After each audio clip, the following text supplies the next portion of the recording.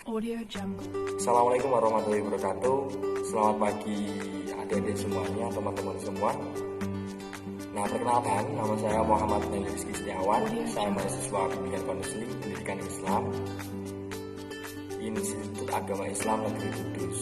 Nah, di sini saya akan memberikan sebuah layanan, yaitu layanan bimbingan klasikal, guna untuk memenuhi tugas PPL PKN KDR 101. Nah, di sini sebelum memulai layanan bimbingan klasikal, alangkah baiknya kita semua berdoa terlebih dahulu. Berdoa dimulai.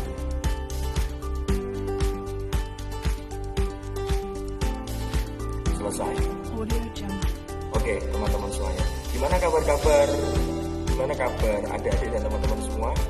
Alhamdulillah sehat ya? Oke, sehat. Saya lihat dan saya rasa teman-teman semuanya kelihatan agak jenuh semua ya. Nah, di sini saya mempunyai SDG. Nanti dari teman-teman adik-adik semua bisa mencontohkan dan kita bisa bernyanyi bersama. Oke, langsung saja. Di sini masalah, di sana masalah, di mana-mana banyak masalah. Di sini masalah, di sana masalah, di mana-mana banyak masalah. Datang ke guru BK, datang ke guru BK agar masalah selesai, agar masalah selesai. Datang ke guru BK, datang ke guru BK agar masalah selesai, agar masalah selesai. Oke semuanya. Nah, itu bisa jadi referensi adik-adik semua ketika punya permasalahan terkait apapun. Jangan sungkan-sungkan datang ke guru BK ataupun guru-guru yang adik-adik dan teman-teman semua dirasa lebih nyaman untuk menyampaikan sebuah permasalahan itu. Nah, selanjutnya di sini saya akan menyampaikan terkait layanan bimbingan klasikal. Jadi layanan bimbingan klasikal ini bertujuan untuk memberikan pemahaman ke adik-adik semua, agar adik-adik dan teman-teman semua bisa paham betul terkait nanti yang saya bicarakan. Jadi di dalam bimbingan klasikal ini nanti adik-adik semuanya bisa bertanya, bisa berdiskusi bareng dengan saya seperti itu. Nah, di sini materi yang saya angkat yaitu adalah materi tentang bagaimana caranya menumbuhkan motivasi belajar pada siswa. Nah, kalau kita bicara terkait motivasi, itu adalah merupakan sebuah dorongan yang timbul dari dalam diri kita, atau mungkin yang timbul dikarenakan dari orang-orang sekitar kita atau lingkungan di sekitar kita, yang di situ membentuk sebuah tenaga atau energi untuk membangkitkan semangat agar bisa mencapai sebuah tujuan yang sudah kita rencanakan. Itu adalah merupakan sebuah motivasi. Nah, kalau belajar itu kan sebuah usaha bagaimana cara kita biar bisa mengetahui sesuatu, itu adalah belajar. Jadi kalau saya pribadi mengatakan apa itu motivasi belajar, yaitu adalah sebuah energi atau tenaga yang timbul dari dalam diri kita atau mungkin dari luar diri kita, yang di situ bagaimana caranya bisa mengikuti step by step atau langkah-langkah agar bisa menemukan sebuah tujuan yang kita inginkan. Itu adalah pengertian dari motivasi belajar. Nah, dalam materi motivasi belajar ini ada beberapa langkah-langkah yang perlu kita ketahui bersama agar motivasi yang ada di dalam diri kita tetap terbangun, tetap terjaga, dan juga bisa sesuai dengan apa yang kita harapkan. Nah, dalam proses belajar itu pastinya ada kiat-kiat atau teknik-teknik agar belajar kita bisa lebih efektif dan lebih paham, bisa lebih cepat paham terkait materi atau pengetahuan yang ingin kita belajar. Nah, di sini yang pertama itu harus mengulangi, harus berulang-ulang belajar.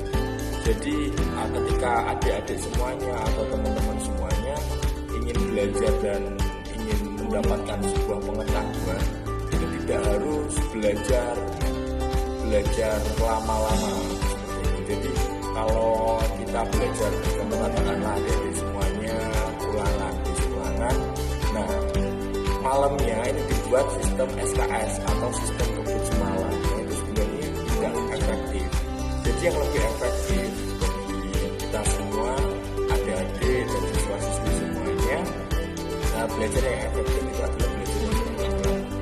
Dalam artian belajar sedikit tapi terus diulang-ulang. Nah, ketika ada ulangan ataupun ada sebuah tantangan, jadi kita tidak merasa diri kita stres bagaimana cara menguasai materi-materi yang ingin kita kuasai. Itu yang pertama adalah langkahnya apa tadi? Mengulang-ulang belajar. Terus yang tips yang kedua yaitu adalah temukan gaya belajarmu sendiri. Nah, setiap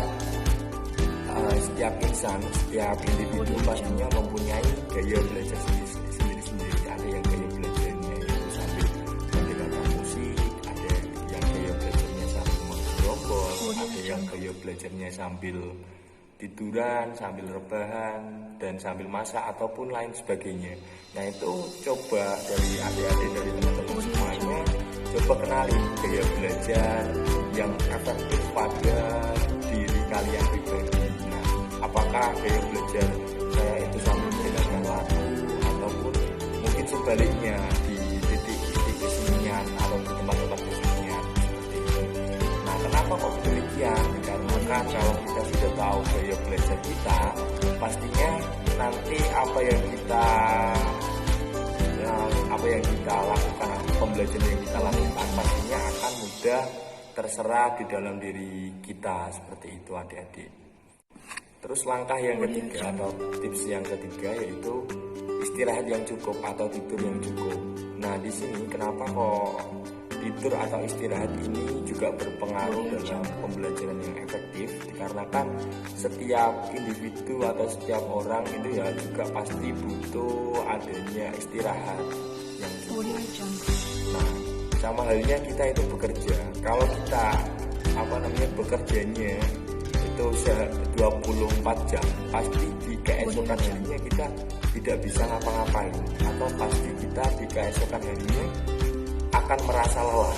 Begitupun pula juga otak. Nah, kalau otak dipaksakan 24 jam harus terkuras pikirannya, harus kita itu harus mengulang-ulangnya atau sebagainya, pastinya di keesokan harinya otak kita diajak memikirkan hal-hal atau sesuatu, pastinya ya juga akan merasa kelelahan. Nah, di situ jadi ini tips yang ketiga terkait dengan istirahat yang cukup ini sangat perlu sekali. Jadi contoh katakanlah kalau seumpama kita seharian sudah full dengan pembelajaran atau materi-materi yang sudah disampaikan di sekolah, malamnya kita ulas kembali sedikit dan kita langsung istirahat. Jangan sampai begadang, apalagi sampai begadang larut pagi. Itu sangat tidak pas sekali. Nah, terus juga ketika ada ulangan, nah ini yang biasanya yang menjadi kebudayaan atau tradisi kita, ya kan? Kalau soal besok ujian, malamnya harus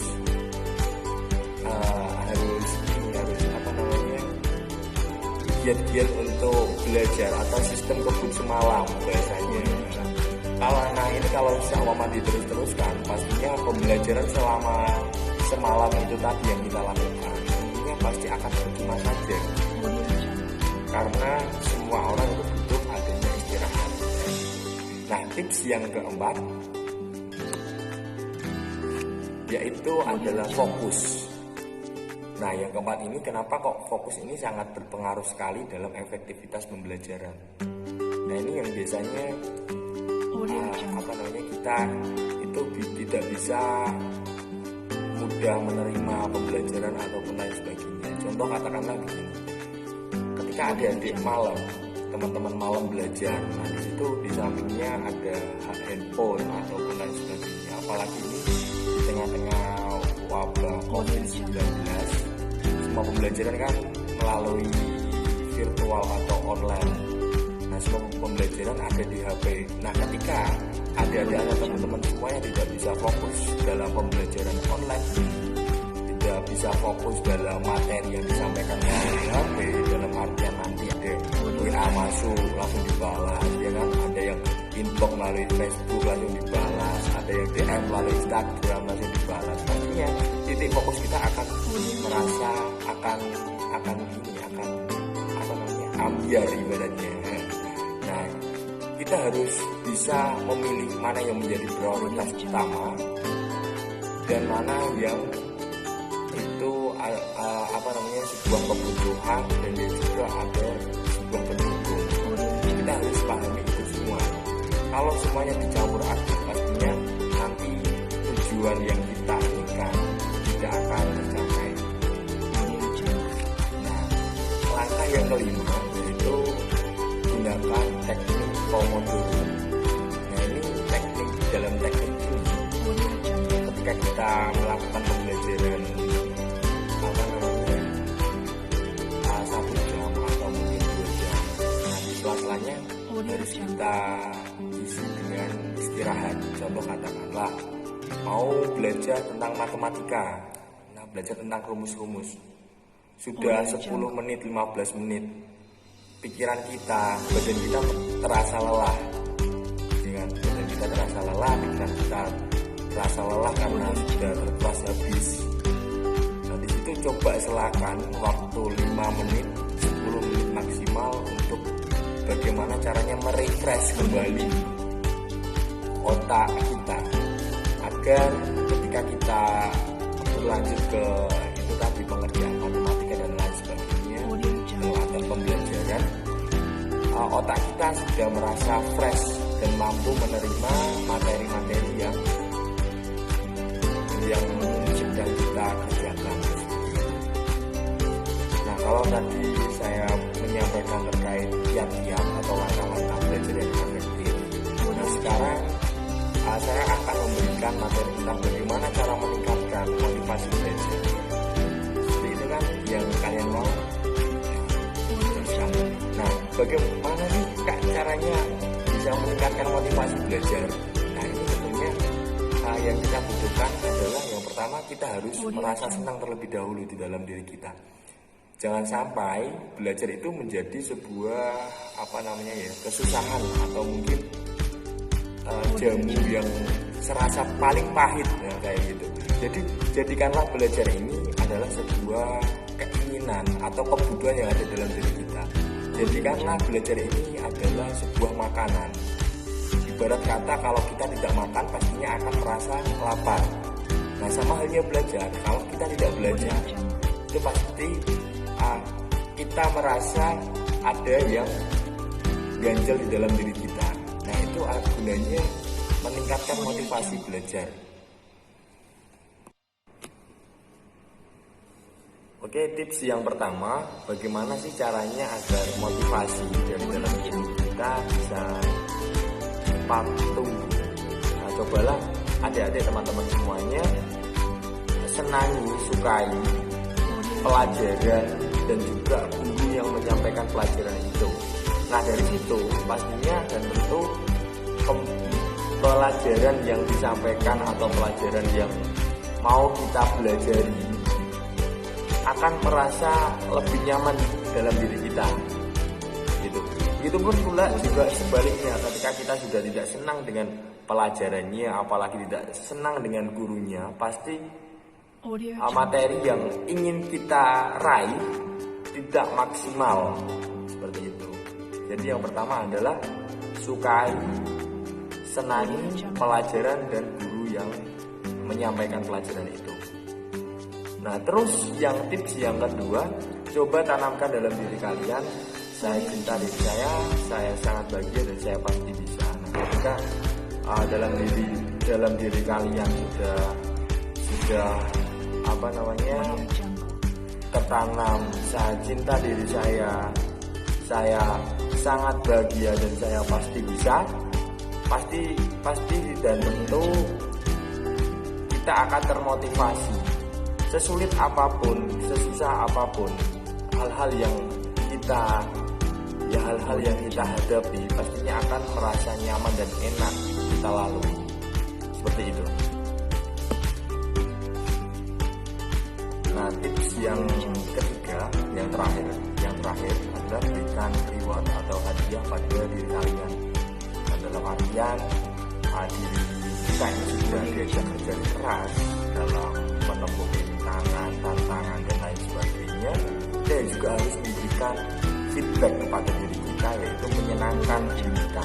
Nah, caranya bagaimana? Caranya tergantung dari diri kalian masing-masing. Ada yang suka jalan-jalan, jalan-jalan aja nggak apa-apa. Terus ada yang suka main game, nggak apa-apa. Tapi jangan sampai kebablasan juga. Terus ada yang suka ngopi-ngopi sama teman-teman, nggak apa-apa. Yang penting diri kalian sudah merasa rileks, sudah merasa fresh kembali pikirannya, dan juga mampu diajak berusaha atau bertempur kembali di keesokan harinya. Seperti itu. Nah, mungkin hanya itu yang dapat saya sampaikan, teman-teman. Semoga bermanfaat dan semoga kiat-kiat belajar yang efektif dan juga tips-tips cara meningkatkan motivasi belajar ini bisa berguna kepada teman-teman dan juga adik-adik semuanya. Mungkin hanya itu yang dapat saya sampaikan, kurang lebihnya mohon maaf. Akhirul kalam, wallahul muwaffiq ila aqwamit thoriq. Wassalamualaikum warahmatullahi wabarakatuh.